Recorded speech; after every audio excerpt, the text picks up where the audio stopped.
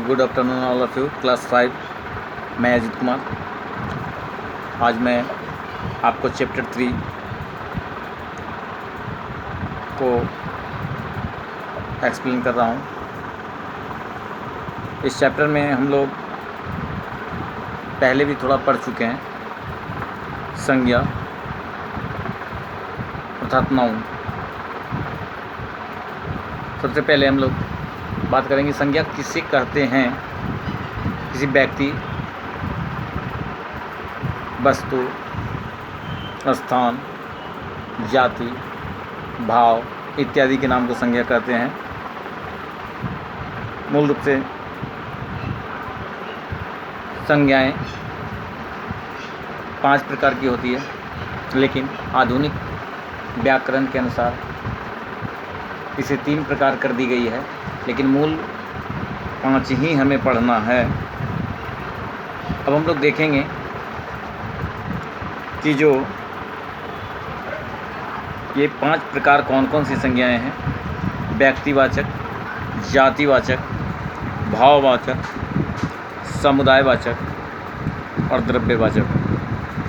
व्यक्तिवाचक मतलब किसी व्यक्ति का जिससे बोध होता है, जिसे प्रॉपर नाउन कहते हैं। जिन संज्ञा शब्दों के उच्चारण से किसी व्यक्ति विशेष का बोध होता है या किसी खास वस्तु का बोध होता है या किसी खास प्राणी का बोध होता है, उसे व्यक्तिवाचक संज्ञा के नाम से जानते हैं। अंग्रेजी के शब्दों में से प्रॉपर नाउन के नाम से जानते हैं। जैसे लता मंगेशकर, ये व्यक्तिवाचक है, इंडिविजुअल, किसी पर्सन, किसी व्यक्ति से इसका मतलब है। ताजमहल मतलब और बहुत सारे बिल्डिंग हैं संसार में, लेकिन ताजमहल एकमात्र है, इसलिए व्यक्तिवाचक है।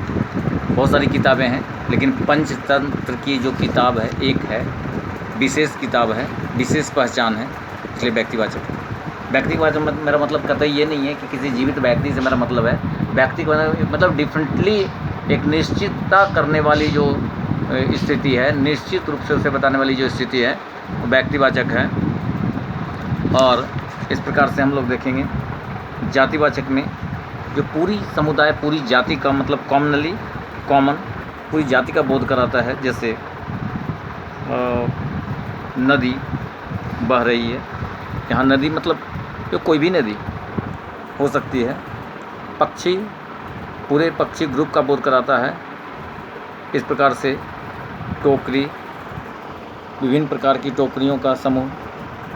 फल, पूरे संसार में फल को, फ्रूट को, फल को फल नाम से ही जानेंगे। लड़के पूरे वर्ल्ड में, पूरे देश में, पूरी संसार में इस लड़के को लड़के के रूप में जानेंगे। अर्थात ये सभी कॉमन है, मतलब जातिवाचक है।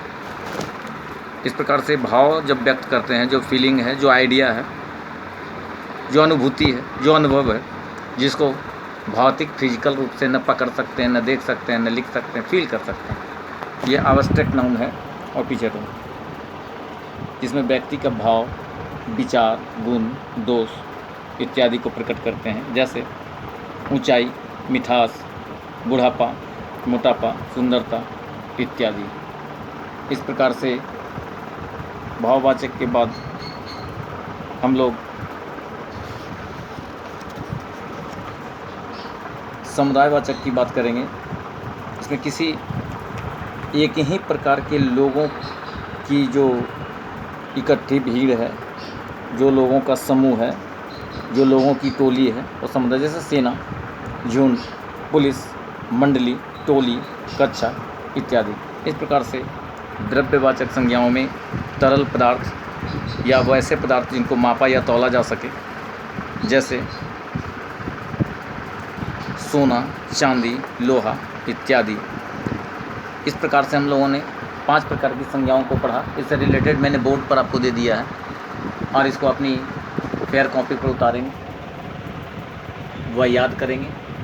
आप वर्ग कार्य को करने के बाद आप इसी वर्ग कार्य को HW में, जैसा कि मैं लिखा हूँ, HW में आप गृह कार्य करोगे। अगर संभव हो तो आप स्कूल से संपर्क करोगे।